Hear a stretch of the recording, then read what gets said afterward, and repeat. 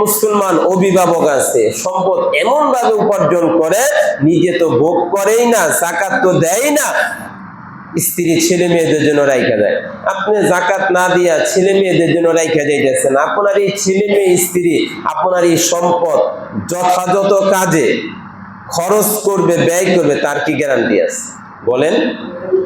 আপনার উপার্জিত সম্পদ দিয়া যদি আপনার সন্তান বেলাইনের সম্পদ খরচ করে, যাকাতও দিলেন না, বেন্দার গিয়ার তো বাইরে যাইব।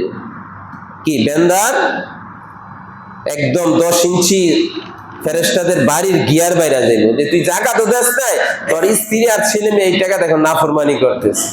এই জন্য অনেক মুসলমান এই ক্ষেত্রে আমরা ঘুমন্ত, সম্পদ সন্তানদের জন্য রাইখা যাইতে হবে একেবারে যথাযথ, যতটুকু আমি হালাল ভাবে পারি, আপনি পারেন ওইভাবে চেষ্টা করেন। এই জন্য ভাইয়েরা, যাকাত এটা কি কোনো প্রেসিডেন্টের বিধিমালা না স্বয়ং আল্লাহ তাআলা বিধিমালা? এই জন্য আমরা যদি একটু চেষ্টা করি, ফিকির করি, প্রত্যেকের জায়গা থেকে হিসাব করা সহজ। আপনি চোখ বন্ধ করেন, আপনার ব্যবসা কি, ঘরে ক্যাশ টাকা কয় টাকা আছে, সমষ্টিগতভাবে স্বর্ণ কি পরিমাণ আছে, 2-4 লাখ 5 লাখ টাকা আরো ঋণ দিচ্ছেন কিনা, এই পুরা সম্পত্তি হিসাব করে একটা টান দেন। হিসাব করে এরপর কি করেন, যাকাত দেওয়া শুরু করেন। যাকাত যদি দেন তাহলে আপনার জন্য কি হবে, আসান হবে।